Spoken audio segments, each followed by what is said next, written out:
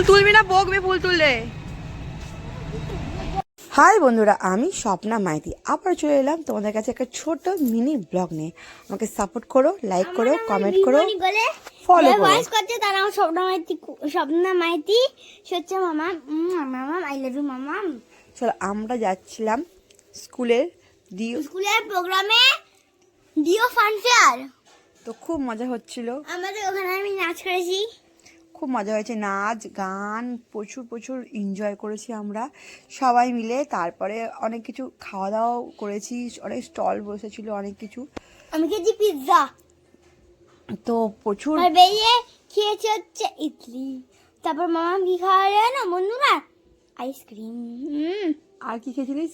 ছোলা ভাটোরা। হ্যাঁ, ছোলা ভাটেরা।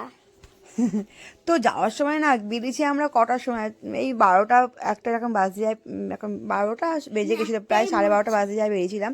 কিন্তু এত জাম বাপরে বাপ, এত জাম ছিল কেন সেদিনকে বুঝতে পারছি না, প্রচণ্ড।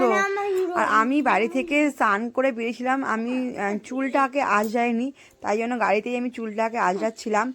তো আমাকে দেখে আমার বাবারও আঁচড়াতে লেগে গেছে, তো ও তো পাচ্ছিল না বলে আমি তারপরে আঁচড়াচ্ছিলাম। আর দেখো এত জাম না, ওই মানে বাড়ি থেকে না সরি, মণিতলা থেকে স্কুলে পৌঁছাতে কত, মানে প্রায় 1 ঘন্টার বেশি তো কম লাগেনি, বেশি লেগেছিল। 4টে বাজেনি, বোঝে না, ঠিক আছে। কি জাম কেন হয়েছিল, এত ভিড় কেন, মানে প্রত্যেকটা মানে সিগনালে জাম কেন বুঝতে পারছি না, কি জাম এত জ্যাম ছিল যে বলার মতো না।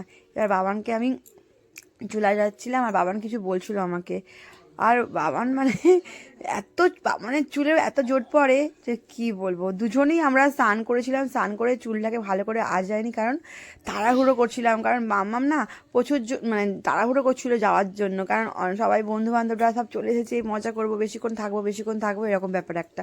কারণ ওখানে তো মানে দোলনা থাকে না, দোলনা না, জাম্পিং থাকে, আর একটা টয় ট্রেন থাকে, দুটো থাকে, তাই তো। তো চাপবে, হ্যাঁ মজা করবে বলে। আবার লিপ বাম, বাবা ও লিপ বামটা লাগিয়েছিল, কিন্তু লিপ বামটা উঠে গেছে, ঠিক আছে, জল খেয়েছে, উঠে গেছে। তারপরে রাস্তায় বেরোয়ছিলাম, আমরা দুজনে মিলে চকলেট খেয়েছিলাম, তো ও লিপ বাম উঠে গেছে। তারপর আবার লিপ বাম লাগাচ্ছিল যেতে বলছে আমার লিপ বামটা উঠে গেছে, আমাকে লিপ বাম লাগাতে হবে মাম্মাম। আমি ভাবছি, আর আমার মাথাটা ঘুরছে ওকে দেখে, যে আমি কোথায় এলাম রে ভাই, আমার বাবা আমি কোথায় এলাম ভাই, আমার মাথা ঘুরছে। আবার ছোট্ট মিনি ব্যাগে আবার লিপ বাম নিয়ে গেছে, আমি তো জানি না, আমি কোনোদিন ব্যাগেতে আমি এরকম লিপ বাম নিয়ে মানে করি না, ও নিয়ে গেছে। তো আমাদের প্রোগ্রামটা শেষ হয়ে গেছে তখন প্রায় 8টা বেজে গেছিলো, 8টা সাড়ে 8টা প্রায় বাজতে যায়, কারণ 9টা পর্যন্ত কি মানে অনেকটা বেলা রাত্রির অবধি হয়।